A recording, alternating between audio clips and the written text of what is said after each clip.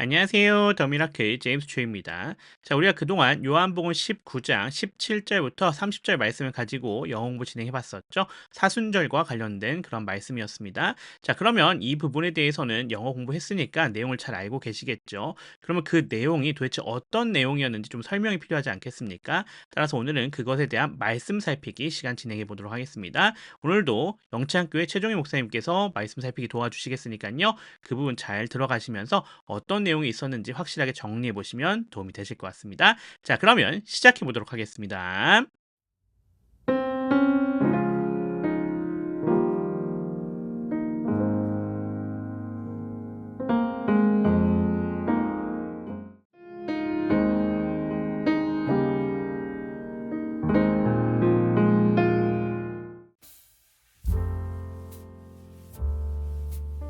John chapter 19 verse 17.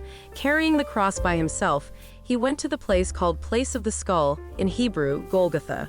John chapter 19 verse 18. There they nailed him to the cross. Two others were crucified with him, one on either side, with Jesus between them. John chapter 19 verse 19.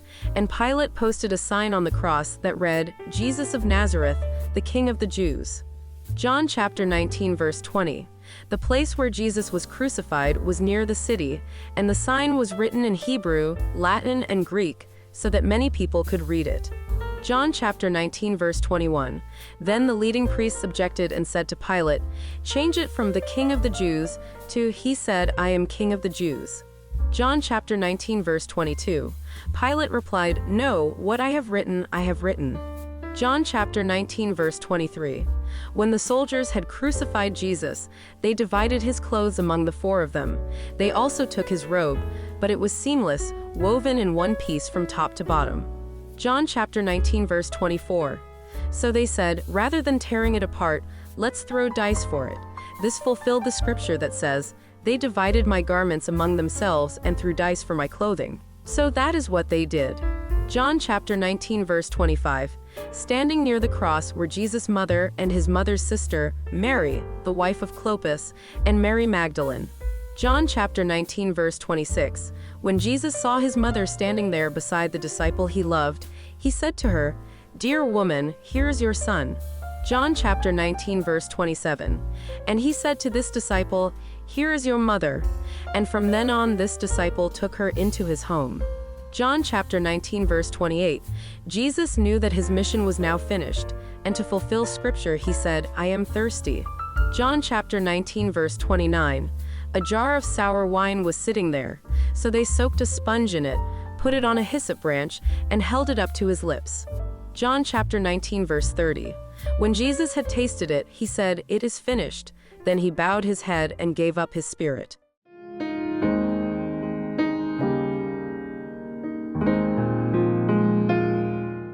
사순절을 우리가 맞이하며 지내는 동안 사순절의 가장 크라이막스는 예수 그리스도가 이 땅에 오셔서 결국 십자가에 달려 돌아가신 그 고난과 멸시와 천대와 십자가의 죽음일 것입니다. 오늘 우리는 바로 예수님께서 십자가 산상에서 어떻게 달려 돌아가셨는지를 살펴보게 될 것입니다. 여러분, 혹시 이와 같은 영화를 본 적 있습니까? 2004년도에 패션 오브 크라이스트, 예수 그리스도의 순환에 대한 영화였습니다. 예수님께서 십자가에 달려 돌아가시는 그 모든 과정을 12시간의 그 과정을 영화로 담았던 내용입니다. 당시 그 영상으로 예수님이 당하셨던 십자가의 그 멸시 천대 그 고통은 너무나 실제적이고 사실적인 영상이었습니다. 너무 처절하게 그리고 지나치게 폭력적이라는 그와 같은 명칭을 받을 정도로 정말 예수님의 십자가의 산상의 처절한 그 고난과 죽음을 묘사하였던 영화입니다. 당시 이 영화가 개봉되었을 때에 유태인들이 이와 같은 부분에 항의를 했습니다. 거부운동을 일으켰습니다. 왜냐하면 그곳에 나오는 예수님을 그렇게 박해하고 그렇게 십자가에 죽게 만들었던 유태인들의 그 같은 모습들이 너무 부정적이다 그 정도로 여러분 예수님의 십자가를 가장 잘 묘사하고 표현한 영화였습니다. 이 영화가 2025년도 올해 4월 2일 날 재개봉되는데 혹시 여러분 전에 보지 못한 분이 있다면 한번 그 영화를 본다면 오늘 우리가 살펴볼 요한복음 19장 17절부터 30절의 말씀, 본문의 말씀을 통해서 예수님이 받으셨던 그 모든 고난을 여러분들이 정말 실질적으로 눈으로 목도하게 될 것입니다. 저도 이 영화를 보면서 너무나 충격을 받았습니다.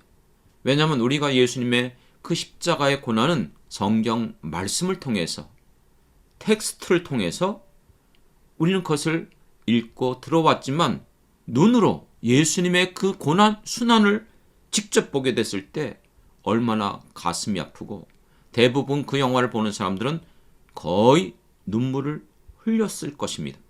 그렇습니다.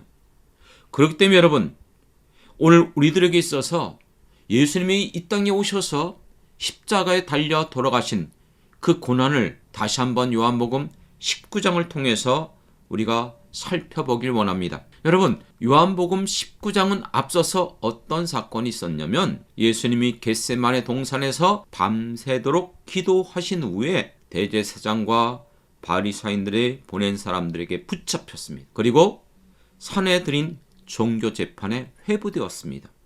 그리고 그곳에서 재판을 받고 사형 언도를 받으셨습니다. 이들은 사형 언도를 내린 후에 예수님을 끌고 다시 로마 총독이었던 빌라도에게 와서 요청했습니다. 사형을 내려달라고. 왜 그렇게 했을까요? 당시 이스라엘은 로마 제국의 지배를 받고 있었던 식민지였습니다. 종교 재판권은 이들에게 있었지만 사형 언도를 직접 진행할 수 있는 사법권은 없었습니다. 그래서 그 사법권을 가지고 있었던 총독 빌라도에게 와서 이 예수 그리스도를 사형에 처해달라고 요구했던 것입니다. 빌라도는 그러므로 그들의 그 같은 요청을 받아서 예수님을 직접 신문했습니다.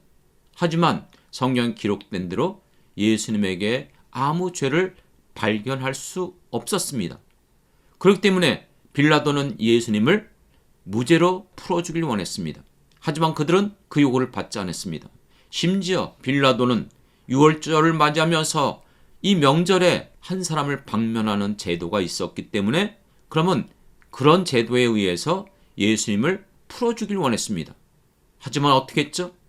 오히려 살인자여 강도였던 바라바를 놓아달라고 요구했고 무죄하고 죄 없었던 예수님을 못 박으시오. 그렇게 군중을 선동해서 결국 빌라도는 밀란이 일어날까 염려하여 예수를 그들의 손에 넘겨주고 사형시키게 허락했습니다. 그렇습니다. 그것이 이제 이 19장에서 나와 있는 내용이죠. 그렇습니다. 예수님께서 요한복음 19장 1절에 보면은 어떻게 이 순환을 당하셨습니까? 예수님은 채찍에 맞으셨다고 그랬습니다. 여러분, 이 채찍은 어떤 채찍인지 아십니까? 유명한 영화, 여러분 인디아나 존스라는 시리즈 알죠? 거기에서 그 주인공이 여러분 가지고 나와 있는 긴 채찍을 휘두르는 그런 채찍이 아닙니다. 당시 로마 병사들이 사용했던 이 채찍은 가죽띠가 여러 개로 달려있는 채찍이었습니다. 문제는 그 채찍 끝에 여러분 납덩어리가 달려 있었습니다.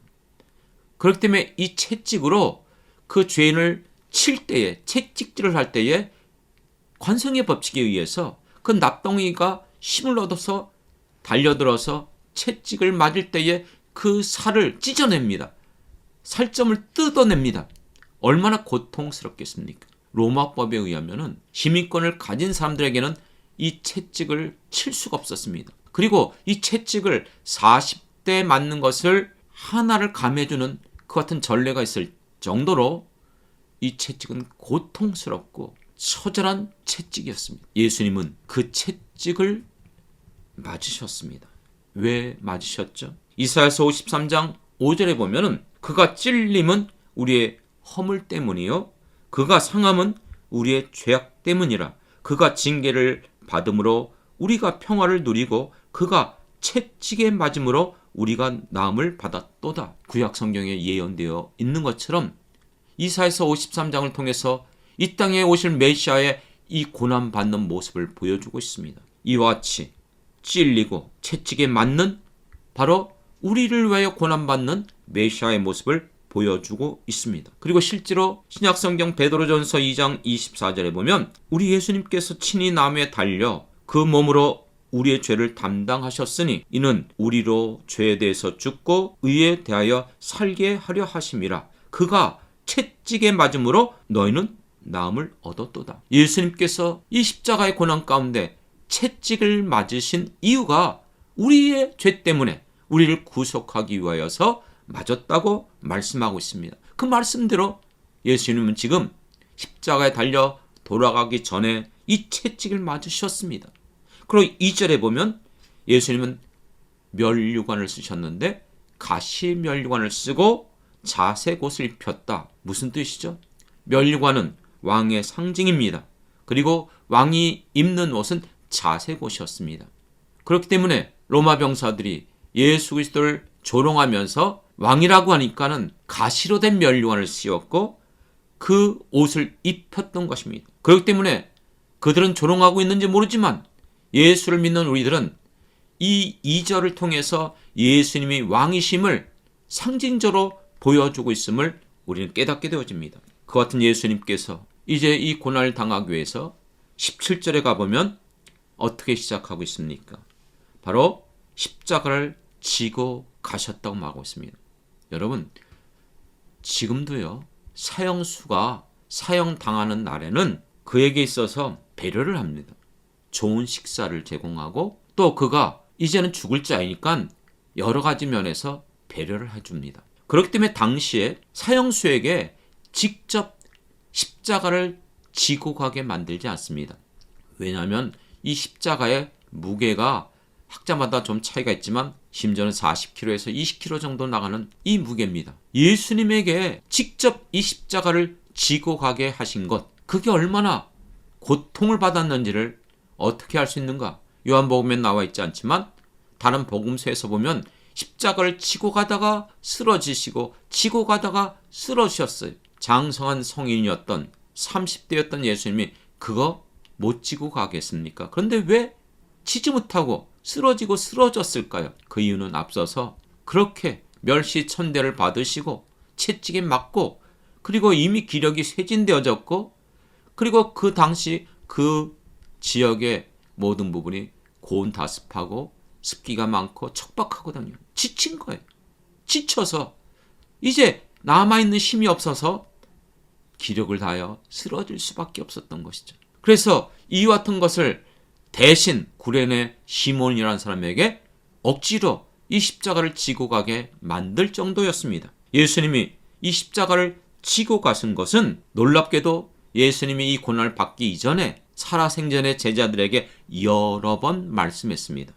이제 내가 예루살렘에 들어가서 장로들과 대제사장들과 서기관들에게 많은 고난을 받고 죽임을 당할 것이다. 마태복음 26장 2절에 보면 너희가 아는 바와 같이 이틀이 지나면 유월절이라. 앞으로 일어날 이 유월절에 어떤 일이 일어날 것을 예언하셨죠?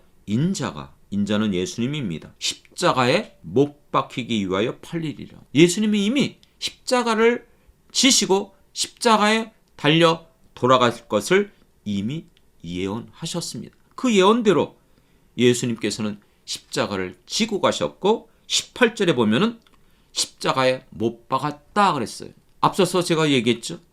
사형수에게는 최소한 이제 당장 죽을 사람이니까 배려를 합니다. 당시 십자가의 이 사형틀은 엄밀히 말하면 일상적인 사형 방식은요, 못을 박는 게 아닙니다. 십자가에 양팔을 묶어서 달리게 하는 겁니다. 그렇게 함으로 말미암아 그가 그곳에서 고통 가운데 죽게 되는 거예요. 여러분, 십자가의 죽음이 어떤 죽음일까요? 죽음의 원인이 뭔지 아십니까? 여러분, 우리가 숨을 쉴 때는 우리의 이 가슴이 횡격막이 움직이면서 이렇게 벌어집니다. 그래서 숨을 우리가 들어쉴 때 호흡을 통해서 산소가 들어오죠. 그리고 내쉽니다. 우리는 이것이 자연스럽게 평소에 무익 속에서도 하는데 생각해 보십시오. 내가 십자가에 달렸어요. 그러면은 내가 달려있기 때문에 몸무게로 인해서 앞으로 쏠립니다. 계속해서 쏠리게 되어지면 이 가슴이 힘이 빠져서 움직이지 못합니다. 여러분, 내가 가슴을 움직이지 못하게 되면 숨을 쉴 수가 없는 거예요. 그럼 고통을 더하니까 어떻게 되죠? 숨을 쉬기 위해서 다시 숨을 쉬어서 힘을 모아서 숨을 들이쉽니다. 그런데 이것이 시간이 지나가면 지나갈수록 이걸 못하는 거예요. 결국 사형수의 이 십자가의 형벌은 모든 인간이 죽을 그 순간까지 고통 가운데 남아있는 모든 힘을 동원해서 숨 쉬다가 또다시 견디지 못해서 또 질식하다가 이거를 몇 시간 동안 고통 가운데, 그래서 로마 시민들에게는 사형시킬 때에 결코 십자가에 사형을 시키지 않았습니다. 그와 같은 이 가장 고통스러운 십자가의 형벌을 예수님은 심지어 손에다가 못을 박았습니다. 다리에 못을 박았습니다. 왜요? 모든 사람들이 소동이 일어나고 밀란이 일어날까봐 모든 사람들에게 그 분노, 그들의 소요 가라앉히기 위해서 그렇게 했다, 이런 해석도 있습니다. 어쨌든 예수님께서는 이와 같은 고통 가운데 십자가를 직접 지시고 또 십자가에 못 박혀 달리시고 돌아가셨습니다. 그리고 그 십자가에 못 박힐 때에 그 십자가 위에다가 명패를 달았죠.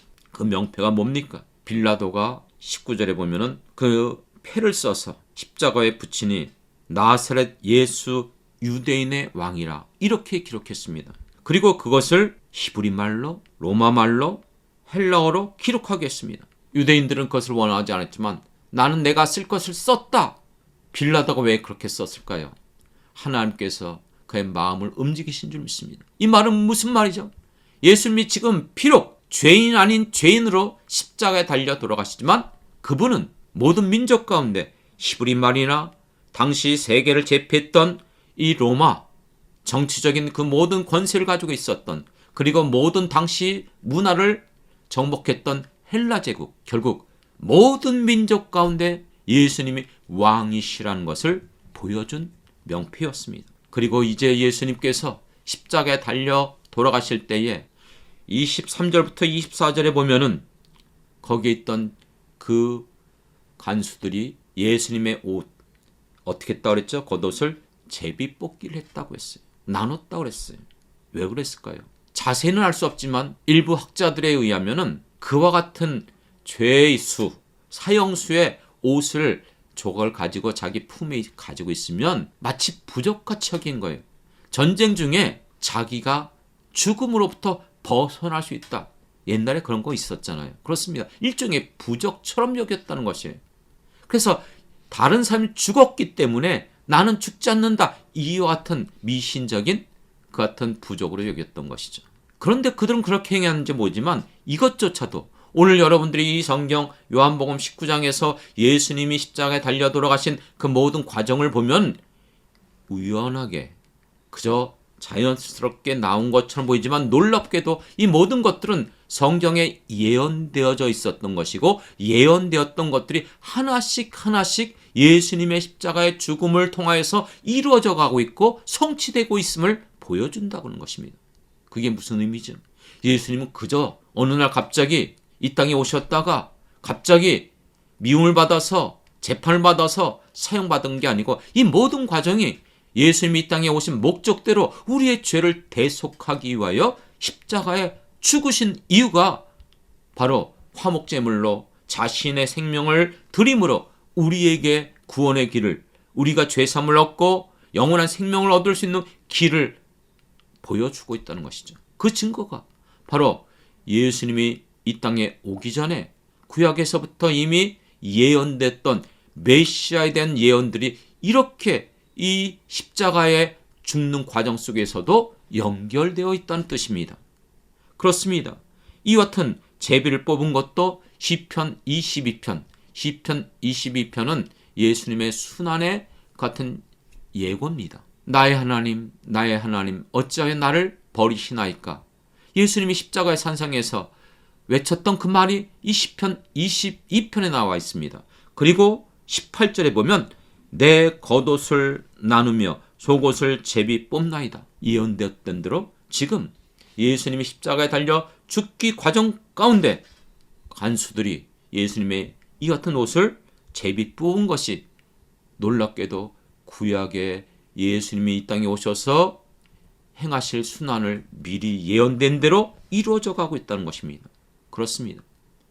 그렇기 때문에 성경을 올바르게 이해하고 성령의 도심으로 이것을 깨달은 사람들은 바로 예수님이 우리를 위하여 우리의 죄를 대속하기 위하여 십자가에 달려 돌아가신 메시아임을 인정하고 고백하고 받아들이게 되는 것이죠.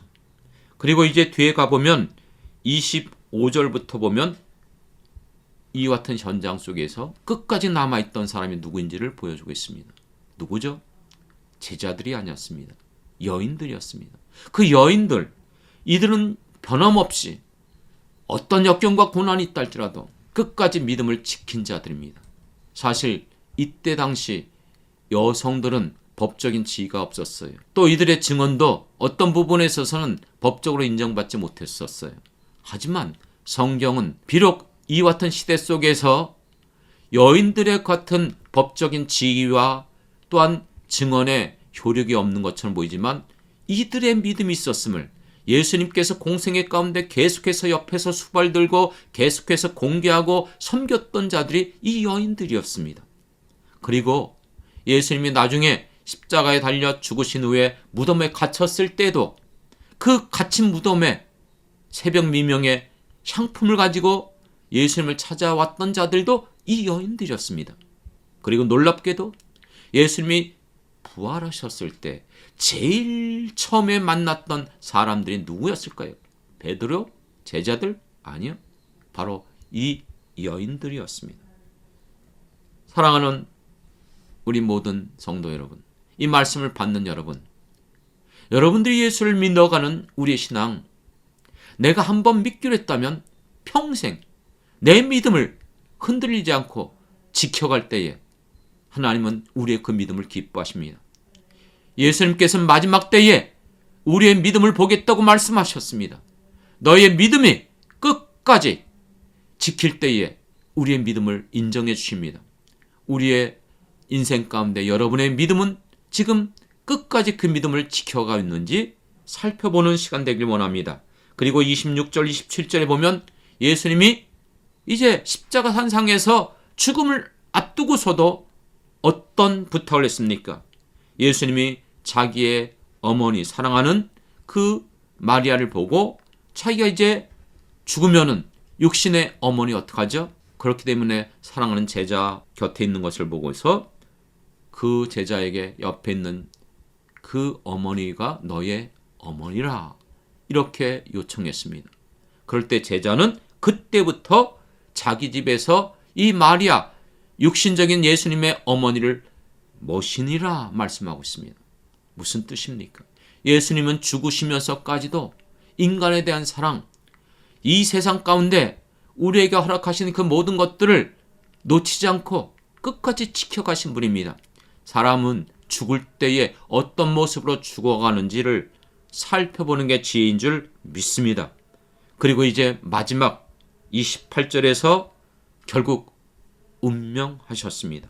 어떻게 운명하셨죠? 28절에 보면 이 모든 일이 이미 다 이루어진 줄 아시고 성경에 기록된 모든 것들이 이제 이루어진 것을 아시고 목마르다, 이 뜻의 의미는 육신의 모든 그 같은 이제 연약함과 갈증과 육신의 모든 적인 것들이 이제 마무리가 되게 되었다는 것이죠. 그렇습니다. 그런데 이것조차도 시편 69편 21절에 보면 예언이 나와 있습니다. 같은 부분에 있어서 예수님이 목마르다고 표현하는 것, 이제 육신의 죽음을 맞이하게 된다는 뜻입니다. 그리고 결국 30절 마지막 부분에 보면 예수님께서 다 이루었다 하시고 머리를 숙이니 영혼이 떠나가시니라. 유명한 말이죠. 다 이루었다. 헬라어로는 테텔레스 타이라는 단어입니다. 무슨 뜻이죠? 종결되다, 완성되다, 끝을 맺다. 예수님이 이 땅에 오신 목적이 무엇입니까? 우리를 구원하시기 위하여 모든 것들을 쏟아 부으셨습니다. 그리고 이제는 자기의 생명을 우리의 죄를 대속하기 위하여 십자가에 죽으심으로써 예수님이 이 땅에 오신 그 모든 사명과 목적을 다 이루게 됐다는 뜻입니다. 그리고 이 단어의 뜻의 의미는 이런 원의가 있어요. 죄값을 다 치르다. 우리의 죄값을 누가 대신 치러줬을 때에, 갚아주었을 때에 우리의 죄값이 해결되는 것입니다. 바로 예수님이 십자가에서 이렇게 다 이루셨어요. 우리의 죄값을 다 치러주셨어요. 그렇기 때문에 이 모든 것들이 종결되고 완성됐기 때문에 우리 기독교는 예수님이 우리를 위하여 십자가에 달려 죽으심으로 우리의 모든 죄값을 대속하여 주셨기 때문에 우리가 예수를 믿을 때에 우리의 모든 죄가 사함받고 또 우리가 이 죄에 대해서 벗어나 하나님 나라에 들어갈 수 있는 길을 얻게 되는 줄 믿습니다. 그렇습니다. 예수님이 바로 이것 때문에 오셨고 이 일을 위하여 십자가에 죽으시면서도 성경의 말씀대로 죽기까지 복종하셨다고 했어요. 그 이유가 히브리서 12장 2절에 보면은 앞에 있는 기쁨을 바라보시면서 내가 죽는다 할지라도 인류가 모든 죄 가운데서 벗어날 수 있는 이 놀라운 일이 이루어진다는 것을 생각할 때에 기쁨으로 그것을 받아들이셨습니다. 그렇기 때문에 갈라디아서 3장 13절에 보면 예수님께서 우리를 위하여 저주받았기 때문에 그 십자가에서 저주를 받았기 때문에 우리의 모든 저주가 해결되게 된 줄 믿습니다. 그러므로 이번 사순절을 통해서 결국 우리가 무엇을 향해서 달려가야 됩니까? 예수님의 마지막 클라이막스, 십자가에 죽으신 그 과정까지 여러분들이 가길 원합니다. 그 현장에 여러분들이 직접 마주하고 보길 원합니다. 예수님이 어떤 그 고통을 당하는지, 어떻게 매 맞았는지, 그 십자가에서 어떻게 고통을 당하시면서 다 이뤘다고 외쳤는지, 정말 정상적인 예수를 믿는 사람들은 감동받을 수밖에 없어요. 눈물이 나올 수밖에 없어요. 어떻게 예수님이 이렇게 하셨지? 우리를 사랑하셨기 때문에, 우리를 구원하시기 위해서, 우리의 이 모든 저주로부터 벗어나게 하기 위하여. 그러므로 이 사순절 여러분들이 예수님의 십자가의 이 고난과 죽으심을 정말로 피부로 느끼고 여러분 내 것으로 삼으셔서 이것이 평생 예수를 믿는 우리들에게 기쁨이요, 은혜요, 주님의 사랑이요, 자랑이 되길 주님의 이름으로 부탁드리겠습니다.